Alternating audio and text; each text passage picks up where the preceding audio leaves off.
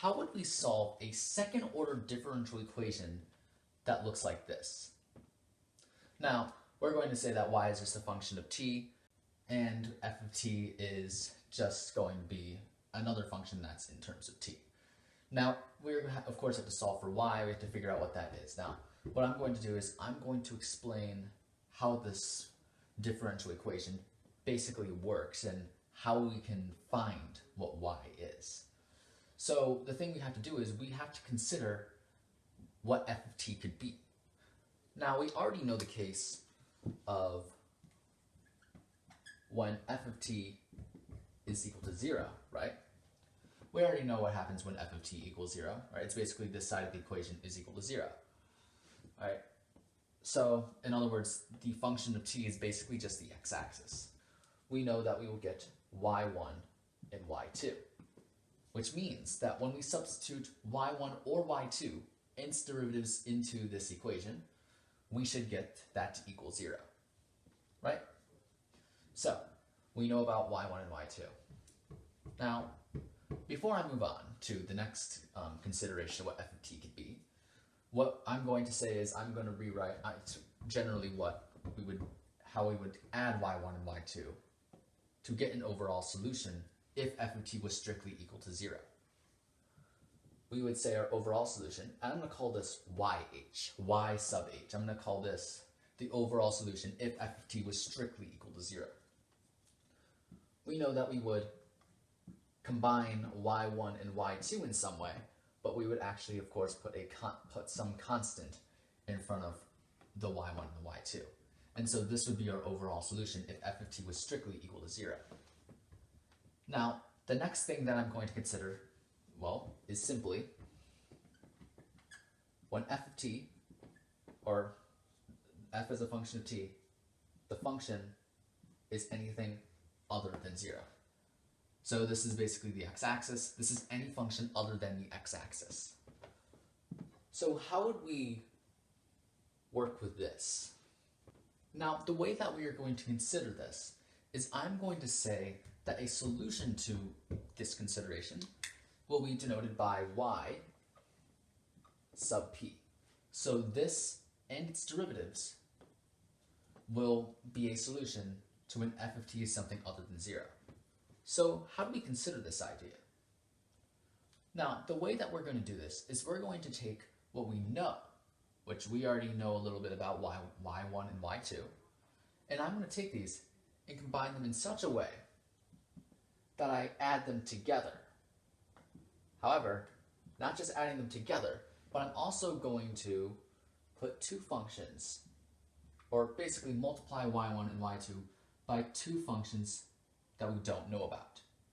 Right? So we're taking what we know about and combining them with something we don't really know about. And so if we're able to figure out what v1 and v2 are, we can consider this a solution to when f of t is something other than 0. Right? So once we find y sub p and both of its derivatives and substitute it into here, as long as we're able to figure out what v1 and v2 are, then we can figure out what y sub p is. So, how do we do this? Well, first what I'm going to do is I'm just going to figure out what each of the derivatives of y sub p are. So the first derivative of y sub p is going to be, well, we know that all of these functions are just functions in terms of t, right? v1 is a function in terms of t and y1 is a function in terms of t. So we're going to be just using the product rule for each of these terms. So we're going to get v1 prime y1 plus a v1 y1 prime, right? So that's for this term. Now for this term, it's just we're doing the same thing, right? We're just doing the product rule. So v2 prime y2 plus v2 y2 prime. All right. So we've taken the first derivative of y sub p, and this is what we get. Now, before you find the second derivative, what you have to really consider is you have to be careful of what you're doing.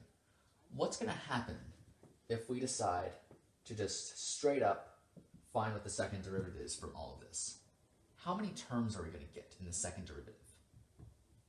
We are going to get 8 terms. Because remember, when we take the derivative of y sub p prime, we are going to be using the product rule for each of these terms. And the product rule takes one term and turns it into two new terms.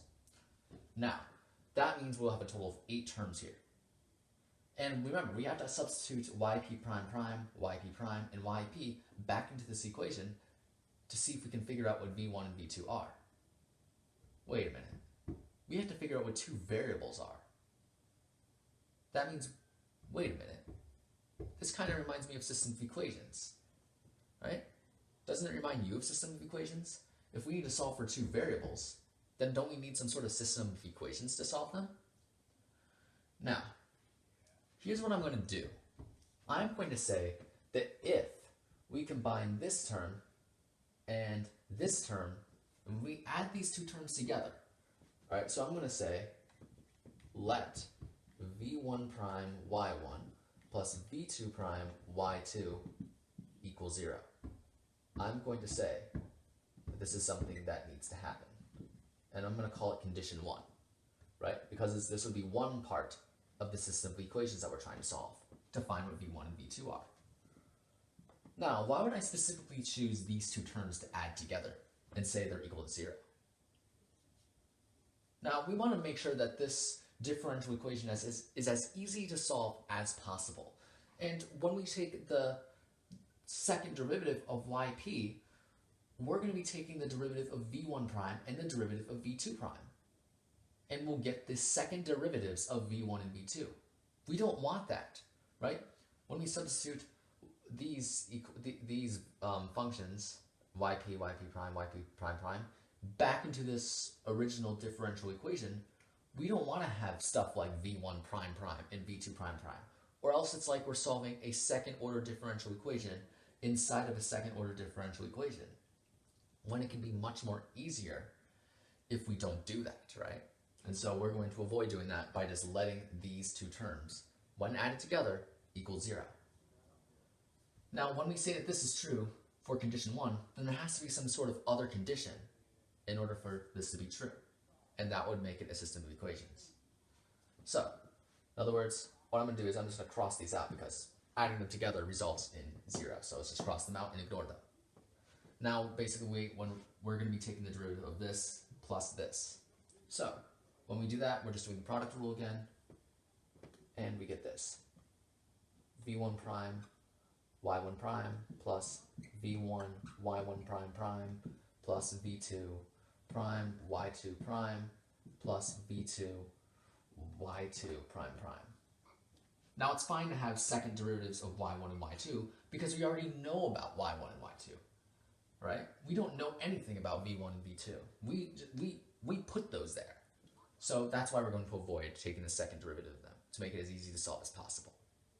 So I have yp, yp prime, and yp prime prime. What I'm going to do now is we're going to substitute yp, yp prime, yp prime prime back into our original equation to see what we get.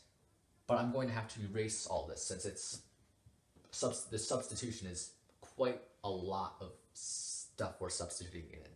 So I'm going to be substituting a lot of stuff in, so it's going to be a really long line. All right, so make sure you just write this down because I'm going to be erasing it. So as you can see right here, I have substituted yp prime prime, yp prime, and yp back into our original equation that we have right here. Now, remember, my goal in all of this is to figure out what v1 and v2 are. Now, my goal in this video is just to explain it, right? Right here, what I'm going to try and do is I'm going to try and find what this other condition would be so we can set up what our system of equations would be in order to figure out what these two functions are, v1 and v2. Right? We have one with v1 prime and v2 prime. Can we figure out what the other condition would be? What would that other condition be? So let's see if we can figure it out using this equation. Now, it might look like we have a lot going on here, but remember what we know which might make us feel a little more comfortable about this. We know about y1 and y2. We know that if we were to substitute y1 or y2 and all of its derivatives, its derivatives, back into this original equation, we would get that f of t, or we would get that this side of the equation is equal to 0. Notice how we have v1 y1 prime prime, v1 y1 prime, and v1 y1. Now we also are distributing this to the a, distributing this to the b, and distributing this to the c. Now each of these terms also have a v1 in it. So what I'm going to do is I'm going to combine each of these three terms together and factor out a v1, right? So I'm going to factor out a v1. And so I get v1 times a y1 prime prime plus b times y1 prime plus c times y1. And so the reason why I'm doing this is because we know what this is. Isn't this just 0? Because if we substitute y1 and all of its derivatives back into the original equation, then we get 0. Now the same thing occurs for y2 in this whole thing right here.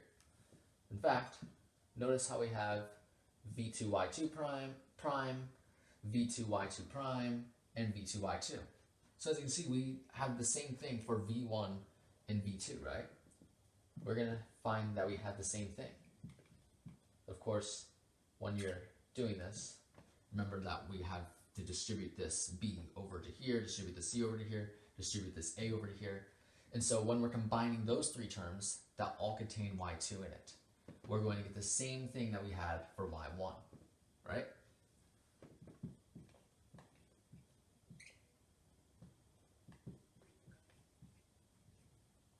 Now, what we have left is we just have these two terms that we have left, right? The ones that we didn't underline.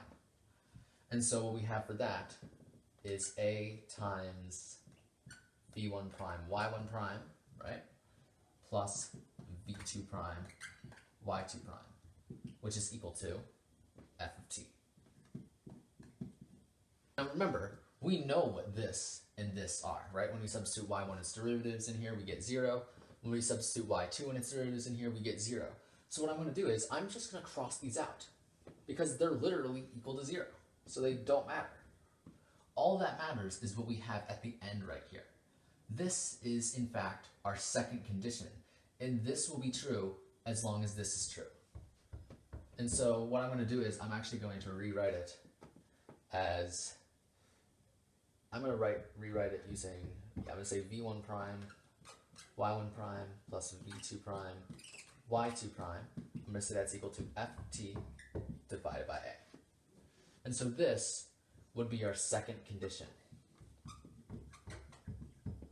Right here would be our second condition. So this is one condition, this is another condition. Combining these two equations together will give us our system of equations that we would have to solve just to find what v1 prime and v2 prime are.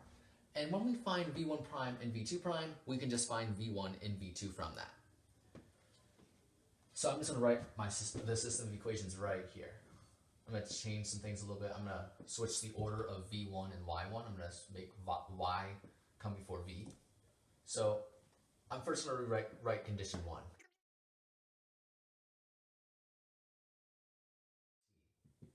Divided by a. And a is just that thing right there. Right? It's just that value. And so this is what we get for the system of equations that we would have to solve. So I'm just going to box that in. Right? So you would need that in order to solve this differential equation.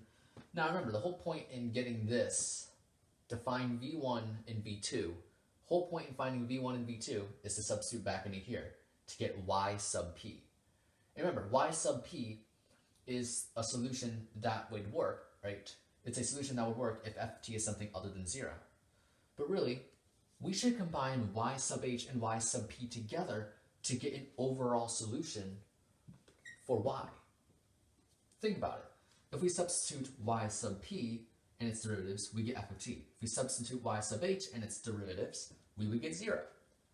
If we're substituting the sum of these, then we're really just checking to make sure that 0 plus f of t, right, because we get 0 for this one, f of t for this one. If we substitute both of them in together, right, y sub h plus y sub p, we're really going to get 0 plus f of t equals f of t. And so it makes sense to add them together. And so this is what you would do. Right, so this is the whole idea of solving an equation like this. And I'm just going to rewrite this as c1y1 plus c2y2 plus v1y1 plus v2y2. This is what we would do. I know I'm boxing a lot of things in. This is just to explain what you would need to know what the system of equations is. Or there's also another thing that they use. They use something called a Wronskian.